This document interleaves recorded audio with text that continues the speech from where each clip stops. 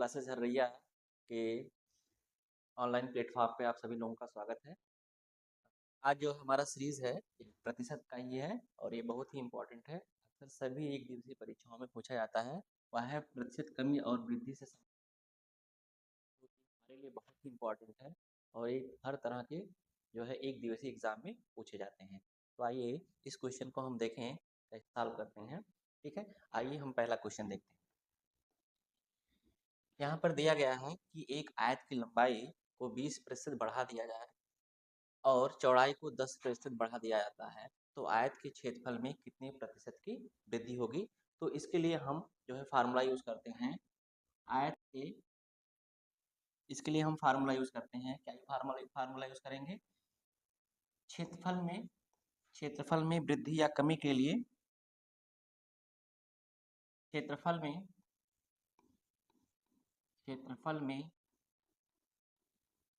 वृद्धि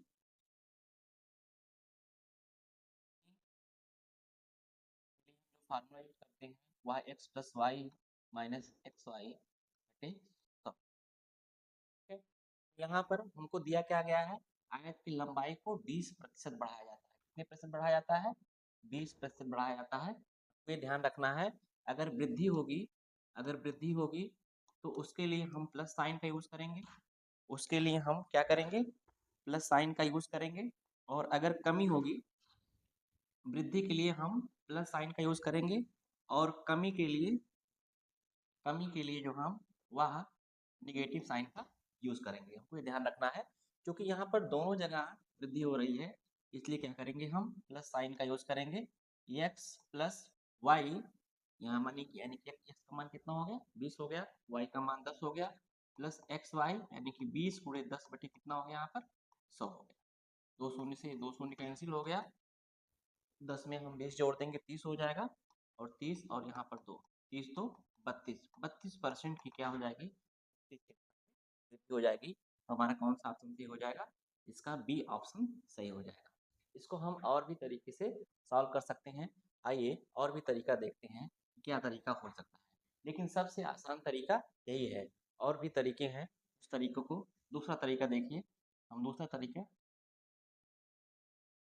क्या करें कि जो दिया गया है, जो प्रतिशत दिया गया है, उसको हम पहले भिन्न में कन्वर्ट कर लें।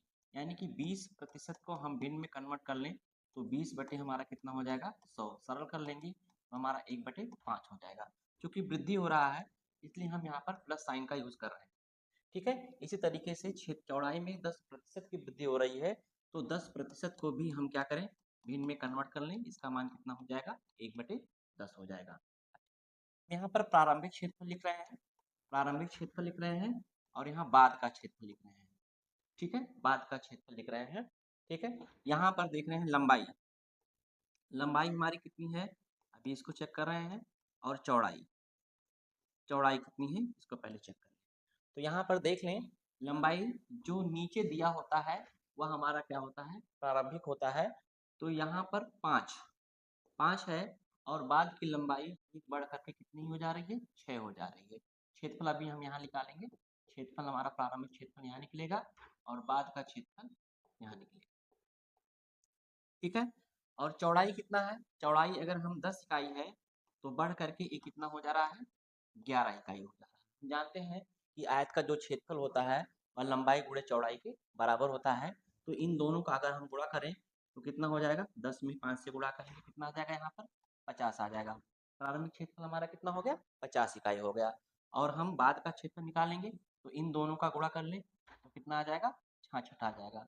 देख रहे हैं कि प्रारंभिक क्षेत्रफल हमारा 50 है और जब बढ़ करके क्षेत्रफल कितना हो जा रहा है? 66 हो जा रहा है। वृद्धि कितनी हो रही है? देख रहे हैं यहाँ पर। तो 66 में से हम क्या करें? 66 में से 50 को घटा दें, आ गया हमारा 16।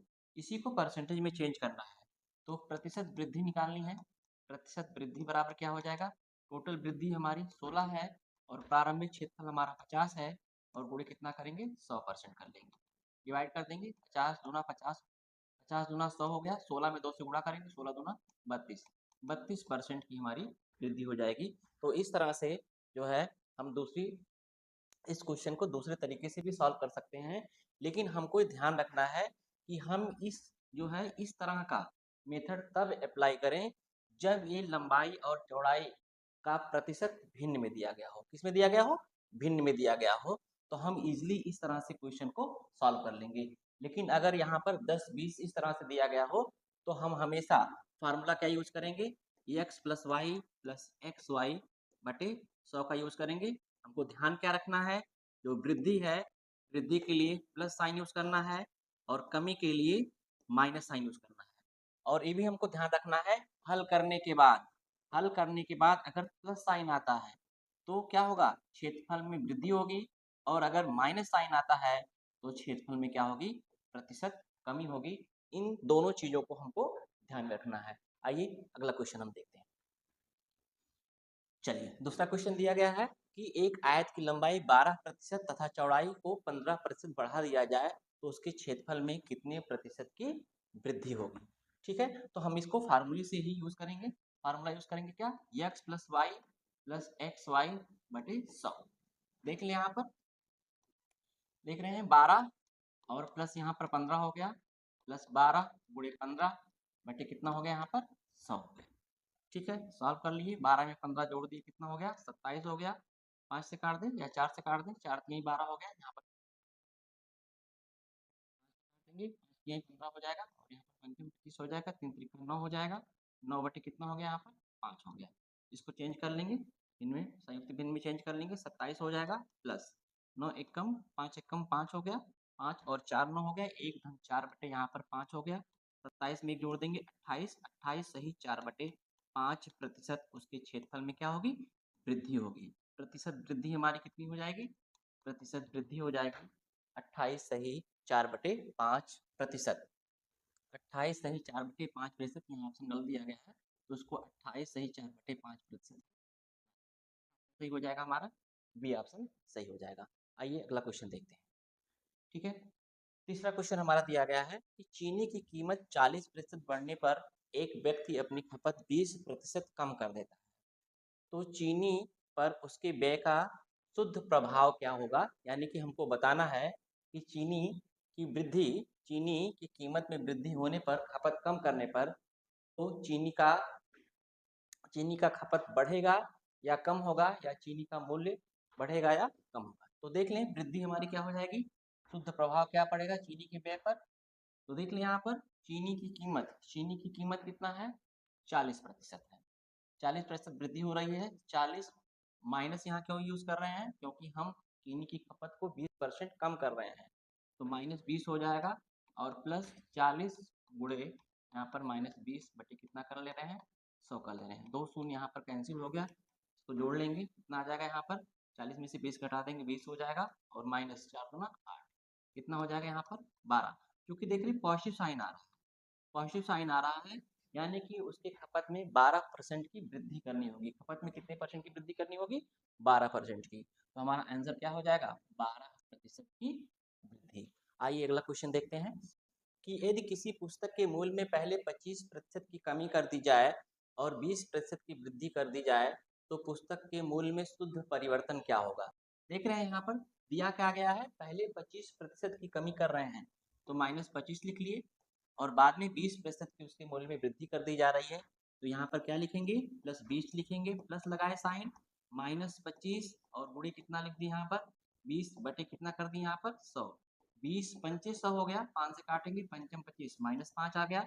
यहाँ दोनों सॉल्व करेंगे तो माइनस यहाँ पर 5 हो गया और ये -5 हो गया। -5 -5 -10 हो जाएगा। माइनस समी क्या, माइनस साइन क्या बता रहा है? कमी बता रहा है। क्या बता रहा है? कमी बता रहा है। तो पुस्तक के मूल्य में शुद्ध परिवर्तन कितना हो जाएगा? 10% की उसके मूल्य में कमी हो जाएगी। चलिए अगले क्वेश्चन पर देखते हैं।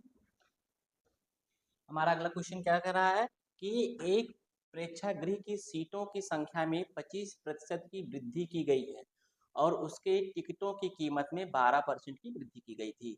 तदनुसार उस प्रेक्षागृह की आय में कितनी प्रतिशत की वृद्धि हुई? इसको भी हम उसी तरीके से सॉल्व कर सकते हैं। क्योंकि सीटों की संख्या में 25% की वृद्धि की जा रही है, इसलिए हम 25 को प्लस साइन के साथ डिनोट कर रहे हैं। ठीक है, बाद में टिकटों के मूल्य में 12% की वृद्धि की जा रही है, प्लस 12 लिख रहे हैं, प्लस 25 गुणे 12 कितना कर रहे हैं? यहाँ पर 100 कर रहे हैं। जोड़ लें इन दोनों को तो 37 आ जाएगा। 25 से काट दें, 25 चौका 100 और 4 तिहाई 12 प्लस यहाँ पर 3 कर रहे हैं। 37 में 3 जोड़ देंगे कितना आ जाएगा बेटा? 40% आ जाएगा। आंसर हमारा क्या हो जाएगा? 40% की वृद्धि हो जाएगी। उसके आय में कितने परसेंट की वृद्धि हो जाएगी? 40% की वृद्धि हो जाएगी। चलिए अगला क्वेश्चन देखिए।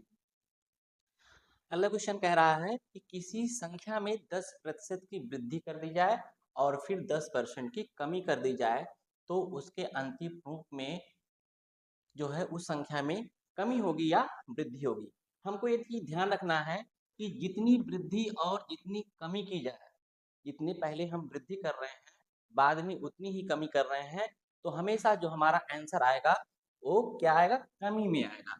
तो वृद्धि तो हो ही नहीं सकता है, तो हम इन दोनों ऑप्शन को नहीं यूज करेंगे। हम पहले या तीसरे ऑप्शन का आंसर ही हमारा हो सकता है। ठीक है, हमको ध्यान क्या रखना है कि जितनी की वृद्धि की जा रही है और उतने परसेंट की ही कमी की जाए तो हमेशा हमको कमी ही प्राप्त होगा। चलिए आइए सॉल्व करें। 10% की वृद्धि होकर हो रही है, बाद में हम 10% की कमी कर रहे हैं, तो प्लस 10 माइनस 10 प्लस 10 गुणे माइनस 10 बटे कितना कर रहे हैं?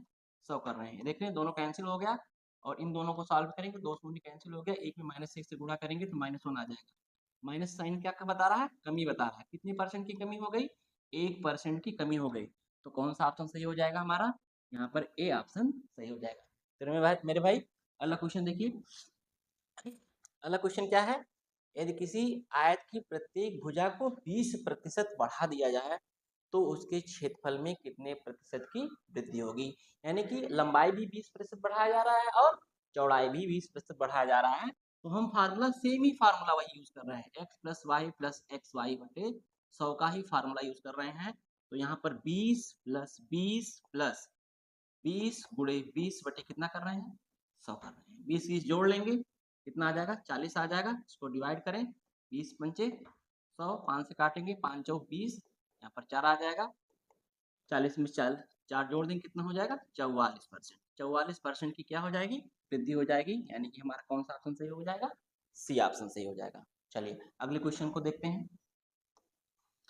अगला क्वेश्चन हमारा है, यदि किसी वृत्त की त्रिज्या में 20% की वृद्धि कर दी जाए तो हमको ध्यान रखना है कि जो x plus y plus x y बटे 100 का फार्मूला है यह किन किन जो है जगह पर हम यूज कर सकते हैं। सबसे पहले हमको ध्यान रखना है वृत्त के क्षेत्रफल के लिए। वृत्त के क्षेत्रफल के लिए भी हम यही फार्मूला यूज करेंगे। आयत के लिए या वर्ग, इन तीनों के लिए, और यही फार्मूला हम यूज करते हैं समबाहु त्रिभुज के क्षेत्रफल की वृद्धि के लिए भी। तो ये 4 जगह हम इस फार्मूले को यूज कर सकते हैं। बाकी अभी इसके पहले आपने देखा था कि आय में कमी कर रहे हैं, वृद्धि कर रहे हैं, तो वहां पर भी हम इस फार्मूले का यूज कर रहे थे। चीनी की कीमत में वृद्धि कर रहे हैं, खपत में कमी कर रहे हैं, तो भी हम इस फार्मूले का यूज कर रहे हैं। बशर्ते हमको ध्यान क्या रखना है कि वृद्धि के लिए प्लस साइन और कमी के लिए माइनस साइन, और हल करने के बाद इन मान ऋणात्मक प्राप्त होता है तो हम क्या बताएंगे? हम बताएंगे वहां पर कमी हो रही है, और अगर पॉजिटिव प्राप्त होता है तो हम बताएंगे वृद्धि हो रही है। तो चलिए इस क्वेश्चन को सॉल्व करते हैं। यदि किसी वृत्त की त्रिज्या में 50% की वृद्धि कर दी जाए तो उसके क्षेत्रफल में कितने प्रतिशत की वृद्धि होगी? वही फार्मूला 50 प्लस 50 प्लस 50 गुणे 50 बटे कितना कर लिए? 100 कर लिए। यहाँ पर हमारा कितना आ गया? 100 आ गया, और यहाँ 2 आ गया, काट देंगे 25 आ जाएगा, प्लस 25 इसी में जोड़ दिए, दोनों को जोड़ देंगे कितना हो जाएगा? 125। कितने परसेंट की वृद्धि हो जाएगी? 125% की वृद्धि हो जाएगी। चाहे तो हम इस फार्मूले को रिड्यूस करते हैं, कर सकते हैं, और सरल फॉर्म में। तो हमको ध्यान क्या रखना है? वर्ग के लिए, वर्ग के लिए और वृत्त के लिए और समबाहु त्रिभुज के लिए, समबाहु त्रिभुज के लिए, क्योंकि यहाँ पर वर्ग की भुजाएं बराबर होती हैं, त्रिज्या परिवर्तित नहीं होती है, और समबाहु त्रिभुज की प्रत्येक भुजा बराबर होती है। तो इन तीनों के लिए हम फार्मूला चाहें तो हम ये फार्मूला यूज कर सकते हैं, 2x प्लस एक्स स्क्वायर बटे 100 का फार्मूला यूज कर सकते हैं।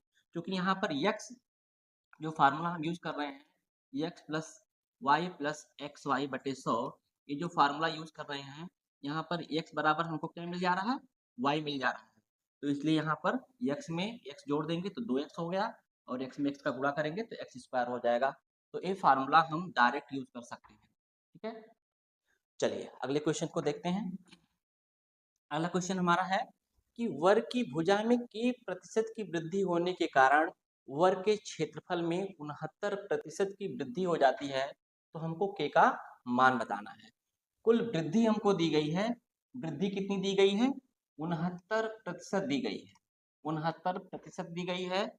और यहाँ पर प्रत्येक भुजा में k% की वृद्धि कर रहे हैं, तो 2k हो जाएगा प्लस के स्क्वायर बटे हमारा कितना हो गया, 100 हो गया। और यहाँ से हमको निकालना क्या है, k का मान निकालना है। तो k का मान हम निकाल सकते हैं। चलिए देखिए, अगर हम यहाँ से अगर हम एक एक ऑप्शन को लेकर के सेटिस्फाई करें इक्वेशन को, तो हम पहले 30 अगर रख कर यहाँ चेक करते हैं, तो 2 गुणे 30 प्लस 30 गुणे 30 बटे अगर हम 100 करते हैं, देख रहे हैं 2 शून्य हमारा कैंसिल हो गया और 30 दूना 60 हो गया, 3 तिक्का 9 हो गया। यहाँ से टोटल हमारा कितना आ गया, 69% आ गया।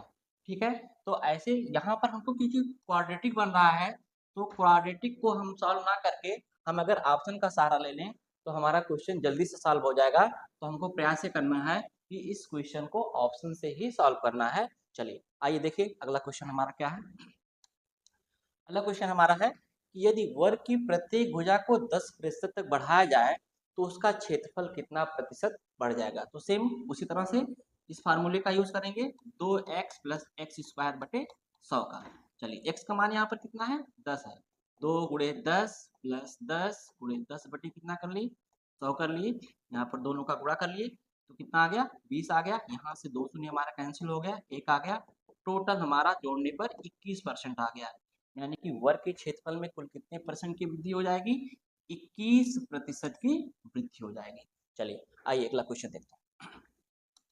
हमारा अगला क्वेश्चन है कि एक वृत्त का व्यास 75% बढ़ाने पर परिमाप में कितने प्रतिशत की वृद्धि होगी। अच्छा क्वेश्चन है, तो हमको ध्यान रखना है, क्या ध्यान रखना है कि अगर वृत्त का व्यास बढ़ाया जाए या त्रिज्या बढ़ाया जाए, दोनों बात एक ही हुई, दोनों बात एक ही हुई। क्योंकि परिमाप में हमारी परिमाप जो है, यहाँ पर देखें अगर वृत्त का व्यास परिमाप देखें तो परिमाप हमारा हो क्या जाएगा, 2 पाई आर, 2 पाई आर।